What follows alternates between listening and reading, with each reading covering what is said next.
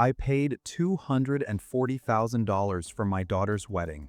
Venue, catering, her $48,000 dress, flowers, a band flown in from Chicago. 20 minutes before she was scheduled to walk down the aisle, she texted me 4 words: "Pay it all back." Then she told me to leave immediately. Because for 3 years, she had been telling her fiancé's wealthy family that I was dead. I walked out of that church without saying a word. But by sunset, everyone at that wedding would discover the truth. And my daughter was about to lose far more than just a marriage. I was standing in the vestry of St. Jude's in Canton, Ohio, staring at my phone screen. I'd spent my life working as an industrial electrician, pulling wire on freezing construction sites, doing whatever it took to give my daughter Chloe a beautiful life. I didn't care about the cold or the double shifts. I only cared about her. And now she was burying me alive, just to fit in with her new fiancé's high society family from Cleveland. I didn't storm into her dressing room. I didn't make a scene. When you spend 30 years working around high voltage lines, you learn something. Anger makes your hands shake, and shaking hands gets you killed. You learn to breathe through the shock. I simply pushed open the door. Her bridesmaids went dead silent. Chloe caught my eye in the mirror, her face turning pale beneath her makeup. "Dad," she whispered, "did you get my message?" "I got it," I said. My voice was steady. "You told them I was dead." She stood up, her white silk robe rustling, her eyes pleading. "Richard's family, they're different, Dad. They have a pedigree. I had to tell them something to explain why you were never around. I didn't think you'd actually show up early today." I was going to explain. "With a text?" I asked. "I told you I'll pay it all back," she said, her voice rising with a sharp, defensive edge. "Every cent. Just leave before his father sees you. Please, if they find out I lied, the wedding is off." I looked at her white dress. I'd written a $48,000 check for it. I unpinned the white boutonniere from my lapel, set it on her makeup table, and said, "You don't have to worry about the wedding being off because of me, Chloe." I turned around, walked out of the church, and got into my 10-year-old F-150. Driving back to Canton in the quiet, my mind went back to a promise I'd made to my wife Sarah before cancer took her 20 years ago. I had promised her that our baby girl would never feel the sting of growing up without a mother or a future.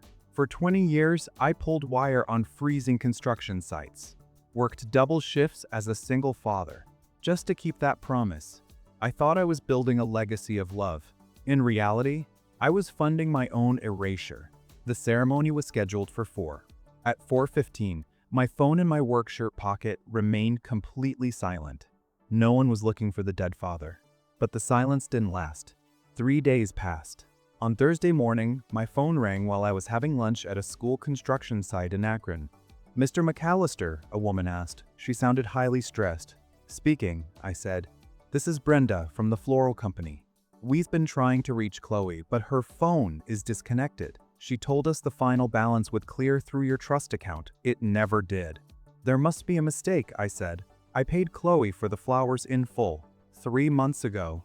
A long pause followed. "Sir, our total invoice was $10,000. We received a $5,000 deposit. There is no trust account. Chloe told every vendor the rest would come from your estate." My chest tightened. She hadn't just buried me to save face.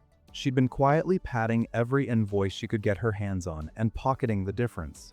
It wasn't a wedding. It was an extraction. Before I could process it, my phone rang again. "Richard." His voice was hollow, terrified. "Sean, is this Chloe's uncle?" "No, Richard," I said. "I'm her father." The silence lasted so long I thought the call had dropped. "She told us you died when she was 10, he finally whispered. "She used your bank details to fake a trust, to secure our house loan. My father is calling the family attorney, Sean. He won't let our name be ruined." My voice stayed steady, despite the hammer in my chest. "Richard, I'm an electrician. I live in a 3-bedroom ranch. There is no trust fund. There's only the money I pulled from my own home equity and my retirement to give her the life I wanted for her." "Oh my God," Richard breathed. 2 days later, Arthur Sterling, Richard's father, asked to meet me at a diner off Interstate 77. No lawyers. Just two fathers and 2 cups of black coffee. He looked at my flannel shirt and the grease worn into my knuckles. He didn't look down on me. He looked tired. "She told us you died 10 years ago, Sean," Arthur said, staring into his cup. "But you're standing right here." My son genuinely loved her, and he had no idea. He slid a paper across the table. A statement declaring I'd authorized the trust fund myself. All it needed was my signature to make her lie legal and keep the wedding intact. "Sign this and the loan stays active. The marriage stays active. My family's name stays out of the papers," he said quietly. But we both know what she did.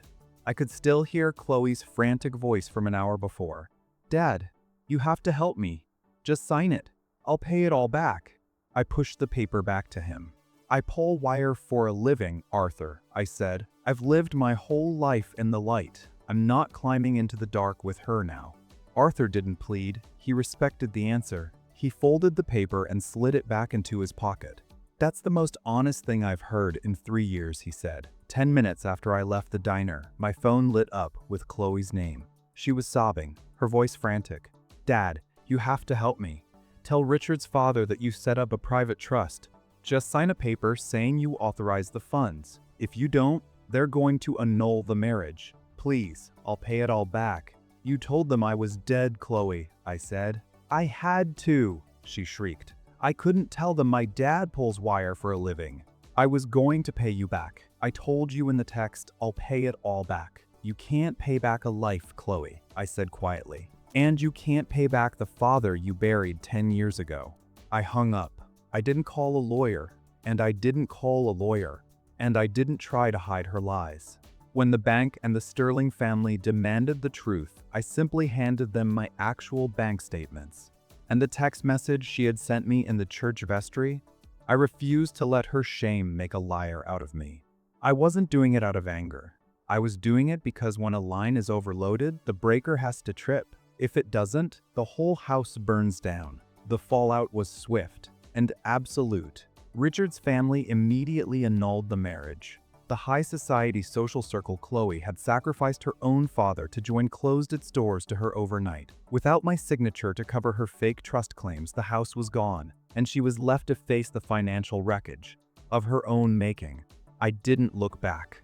I sold my house in Canton, settled the remaining wedding bills that carried my name, and walked away with what was left of my savings, about $80,000. I rented an old warehouse in Canton, cleaned the concrete floors, and built 10 practice booths.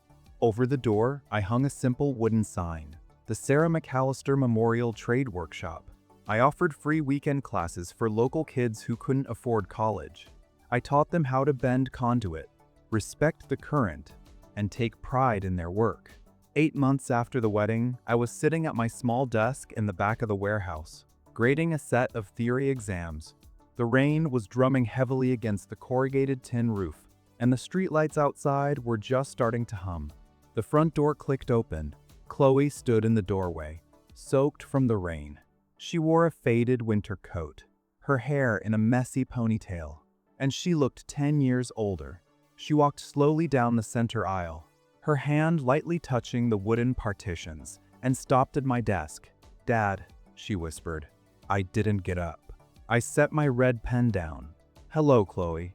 She reached into her pocket with trembling hands and pulled out a small envelope. She laid it on the desk. "It's a cashier's check," she said, her voice shaking. "It's for $1,500. It's my first restitution payment to you. I got a job clerking at a hardware store in Columbus." She looked at me, her eyes pleading for a warmth that was no longer there. "I told you I'd pay it back," she said, her voice cracking as she echoed the text that had started it all. "I'm going to pay it all back." "I don't need the money, Chloe," I said softly, looking at the envelope. "The workshop is doing fine." "Please, Dad," she sobbed, the tears finally spilling over her cheeks. "I just want to come home. I miss the house. I miss Sunday dinners. I want things to be the way they were before I did this." "The house is gone, Chloe," I said, "and some things can't be rewired." She looked away, her eyes scanning the dark warehouse, desperately searching for some sign of the father who had spent 20 years, living only for her. That was when her gaze landed on the far wall of the workshop. Hung in neat, straight rows were dozens of photos of the apprentices, who had passed through the program over the last 6 months. Young men and women smiling in their work shirts, holding up their completed projects, proud of what they had built.